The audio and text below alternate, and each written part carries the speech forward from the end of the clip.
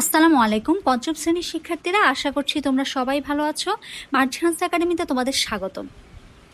আজকের ক্লাসে তোমাদের করাবো হচ্ছে 104 পৃষ্ঠার পরবর্তী ম্যাথগুলা। গত ক্লাসগুলো তোমরা যারা দেখোনি অবশ্যই প্লেলিস্টে গিয়ে ক্লাসগুলো দেখে আসবে। তোমরা যারা নতুন আমার ভিডিও দেখছো তারা অবশ্যই আমার চ্যানেলটি সাবস্ক্রাইব করে দেবে, তাহলেই তোমাদের কাছে খুব সহজেই প্রতিদিনের ভিডিও হচ্ছে নোটিফিকেশান চলে যাবে। তো ফার্স্টে আমরা হচ্ছে তোমাদের পঞ্চম শ্রেণীর গণিতের ষষ্ঠ অধ্যায় শতকরা চ্যাপ্টারটি করাচ্ছিলাম। আজকের ক্লাসে আমরা 104 পৃষ্ঠা 13 এবং 14 নম্বর ম্যাথগুলো হচ্ছে তোমাদের সলভ করে দেব। তো ফার্স্টেই দেখো 13 নম্বর কি বলা হয়েছে। একটি জুতার দোকানে 26% ছাড়ে জুতা বিক্রির ঘোষণা দেওয়া হলো। মনোরঞ্জন 2 জোড়া জুতা 2590 টাকা এবং হচ্ছে 3108 টাকায় ক্রয় করলো। তার মানে জুতা ছাড় দেওয়া হয়েছে একটা দোকানে, 26% ছাড় দেওয়া হয়েছে। তো একটা লোক যার নাম হচ্ছে মনোরঞ্জন, সে হচ্ছে 2 জোড়া জুতা কিনলো। একটা কিনলো 2590 টাকা, আর একটা কিনলো 3108 টাকা। এখন আমাদের প্রশ্ন কি দেখো, প্রথম প্রশ্ন, প্রতি জোড়া জুতার প্রকৃত মূল্য কত? তার মানে সে যে 2 জোড়া জুতা কিনলো, এই 2 জোড়ার প্রকৃত মূল্য আমাদের বের করতে হবে। সে কত টাকায় কিনছে এটা বলা হয়েছে, বাট এটার প্রকৃত মূল্য কত এটা কিন্তু এখানে দেওয়া নাই, সো এটা আমাদের বের করতে হবে। ওকে, এখানে 26% ছাড় কথাটা বলা আছে। তাহলে চলো আমরা অঙ্কটা করে দেখি। ফার্স্টে আমরা করবো 13 ক নাম্বার। 13 ক নাম্বার দেখো, ফার্স্টে আমরা কি লিখবো? আমরা লিখবো প্রথম জোড়া জুতা 26% ছাড়ে প্রকৃত মূল্য 100 টাকা হলে বর্তমান মূল্য কত ওইটা আমরা বের করব। তাহলে চলো আমরা ফার্স্টে লিখবো প্রথম জোড়া জুতা 26% ছাড়ে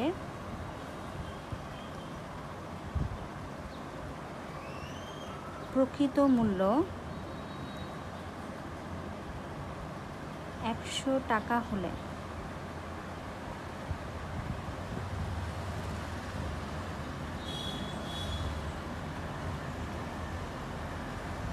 বর্তমান মূল্য হচ্ছে,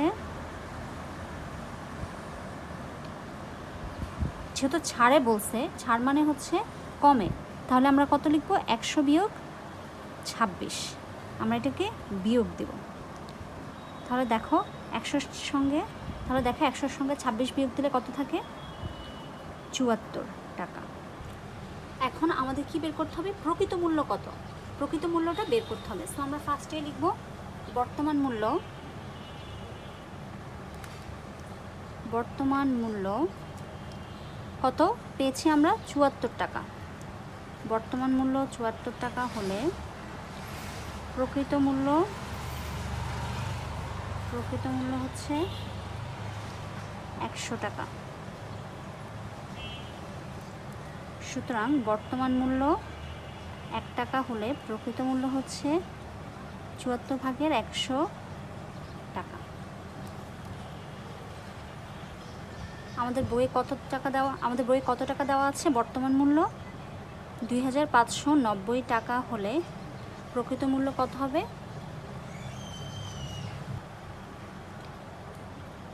100 ইন্টু হচ্ছে 2590 টাকা। আমরা কি করব?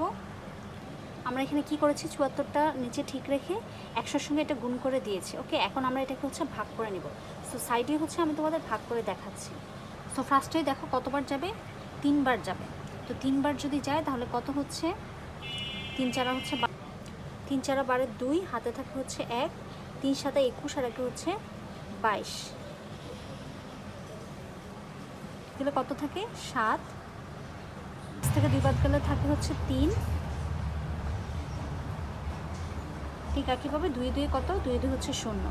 তাহলে দেখো এখানে থাকছে 3, 7, আর এখান থেকে আমরা একটা 0 নামাবো। কতবার যাবে? এখন হচ্ছে 5 বার যাবে। 4 5 বিশেষ 0, হাতে আছে হচ্ছে 2, 7 35 আর 2 হচ্ছে 37। এখানে আর কিছু থাকছে না, এখান থেকে আমরা 0 নামাবো। 0কে আমরা যতবারই 0 দিয়ে ভাগ দেব ততবারই কি থাকবে বলো? 0। ঠিক একইভাবে এখান থেকে আবার 0 নামাবো, আবার এখানে 0 দিয়ে আমরা যতবারই 0কে ভাগ দেবো ততবারই কি থাকছে? 0 থাকছে। সো এটা বারবার দেখানোর প্রয়োজন নেই। ওকে, সো এই হচ্ছে আমাদের ভাগ করার পর আমরা তাহলে কত পেয়েছি? 3500 টাকা। আমাদের অ্যান্সারটা কত পেলাম? 3500 টাকা।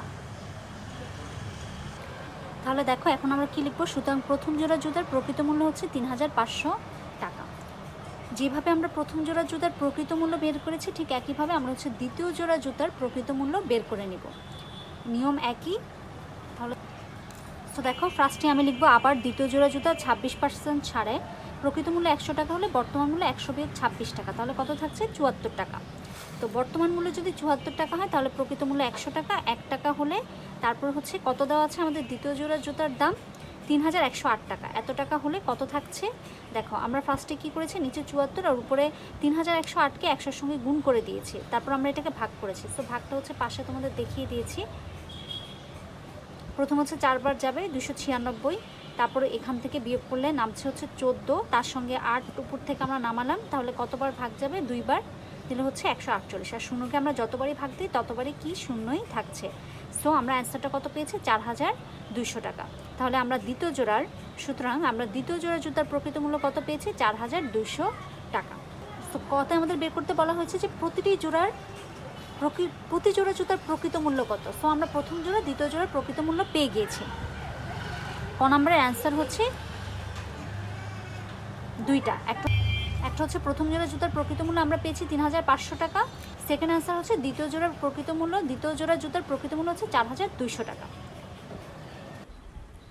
নেক্সট দেখো খ নম্বরে কি বলা হয়েছে, জুতা ক্রয় বাবদ তার কত টাকা সাশ্রয় হলো।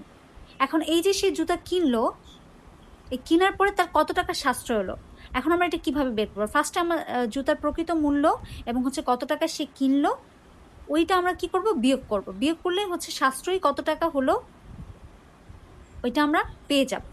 ওকে, তাহলে চলো আমরা অঙ্কটা করে দেখি। খ নাম্বার দেখো, খ নাম্বার দেখো, যেহেতু আমাদের সাশ্রয়ী মূল্য বের করতে হবে, কেনার পরে আমাদের কত টাকা সাশ্রয় হলো আমরা কিভাবে বের করব। দেখো ফার্স্টে আমরা লিখব প্রথম জোড়া জুতার প্রকৃত মূল্য, মূল যে মূল্যটা সেটা কত ছিল 3500 টাকা আমরা পেয়েছি, যেহেতু আমরা ক থেকে পেয়েছি সো আমরা পাশেই লিখে দিলাম ক থেকে পাই। তারপর প্রথম জোড়া জুতার ক্রয় মূল্য কত ছিল, কেনা কত ছিল 2590 টাকা দিয়ে আমি হচ্ছে এটা কিনেছি। সো আমার কত টাকা সাশ্রয় হলো, এই জন্য আমার কী করতে হবে, দুইটা বিয়োগ দিলে হচ্ছে কত টাকা আমার সাশ্রয় হলো ওটা বের হয়ে যাবে। মোট টাকা থেকে যত টাকা আমি কিনলাম ওই টাকাটা বিয়োগ দিলেই হচ্ছে আমাদের কত টাকা বাকি রইলো ওটা বের হয়ে যাবে। তাহলে দেখো প্রথম জোড়া জুতায় সাশ্রয়ী হলো 910 টাকা। ওকে, ঠিক একইভাবে আমি হচ্ছে দ্বিতীয় জোড়ার জুতারটাও বের করে নেব। আবার দ্বিতীয় জোড়া জুতার প্রকৃত মূল্য 4200 টাকা, সুতরাং দ্বিতীয় জোড়া জুতার ক্রয় মূল্য এটাও আমরা বিয়োগ দিব, কত পেয়েছি আমরা 3108 টাকা। সো বিয়োগ দিলে আমাদের কত থাকছে, দ্বিতীয় জোড়া জুতার সাশ্রয় মূল্য 1092 টাকা। এখন আমাদের মোট কত টাকা সাশ্রয় হলো, মোট কত টাকা আমাদের হচ্ছে কেনার পরেও আমাদের কাছে জমা রইল, ওইটা আমরা কি করব, যে দুইটা সাশ্রয় মূল্য পেয়েছি ওই দুইটা সাশ্রয় মূল্য যোগ করলে হচ্ছে আমরা অ্যান্সারটা পেয়ে যাব। তাহলে আমরা কি লিখব, মোট সাশ্রয়ী হলো 910 যোগ হচ্ছে 1092 টাকা, সুতরাং হচ্ছে 2002 টাকা। সো এটাই হচ্ছে আমাদের অ্যান্সার। আশা করছি তোমরা এই ম্যাথটা খুব ক্লিয়ারলি বুঝতে পেরেছো। নেক্সট 14 নাম্বার দেখো, মতিন সাহেবের মাসিক আয় 55,500 টাকা, তার মধ্যে তিনি 13,875 টাকা বাড়ি ভাড়া বাবদ ব্যয় করেন, মানে তার বাড়ি ভাড়ায় তিনি এত টাকা ব্যয় করেন। কবির সাহেবের মাসিক আয় কত, মাসিক আয় হচ্ছে 48,000 টাকা, এখন তিনি বাড়ি ভাড়া বাবদ 14,400 টাকা ব্যয় করেন। তাহলে দেখো মতিন সাহেবের মাসিক আয় 55,500 টাকা, তো তিনি বাড়ি ভাড়া ব্যয় করেন 13,875 টাকা। অপরদিকে কবির সাহেবের মাসিক আয় 48,000 টাকা এবং তিনি বাড়ি ভাড়ায় ব্যয় করেন 14,400 টাকা।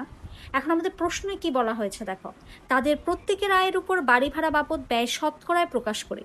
খুবই ইজি, ফার্স্টে আমরা মতিন সাহেবেরটা শতকরায় বের করব, তারপর আমরা হচ্ছে কবির সাহেবের মাসিকে আমরা শতকরায় বের করব, শতকরা কত পার্সেন্ট তারা বাড়ি ভাড়ায় ব্যয় করে বাবদ ব্যয় করে সেটাই হচ্ছে আমরা বের করব। তাহলে চলো আমরা অঙ্কটা করে দেখি।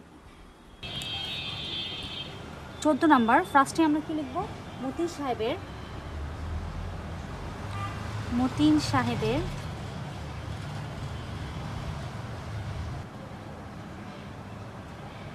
মাসিক আয় 55,500 টাকা,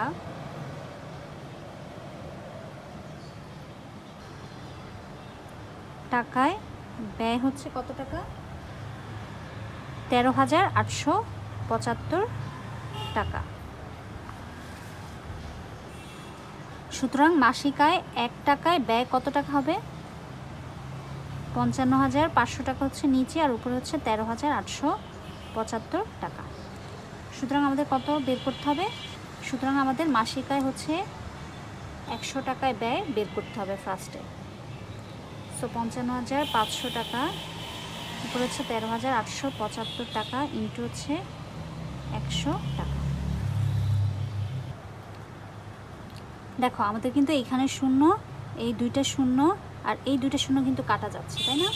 তো আমাদের নিচে কত থাকছে? দেখো নিচে থাকছে 555 আর উপরে হচ্ছে 13,875 টাকা। তো এটাকে আমরা ভাগ করলেই হচ্ছে অ্যান্সারটা পেয়ে যাব। তাহলে দেখো পাশে হচ্ছে আমি ভাগটা করে দেখাচ্ছি। প্রথম যাবে হচ্ছে 2 বার, তাহলে কত থাকছে?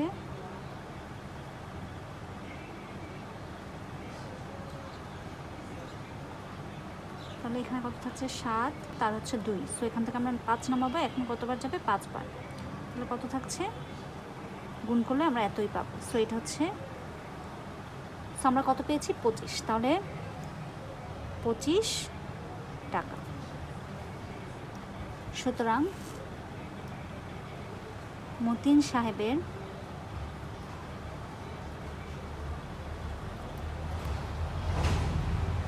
মাসিক আয়ের উপর বাড়ি ভাড়া বাবদ ব্যয় হচ্ছে 25%।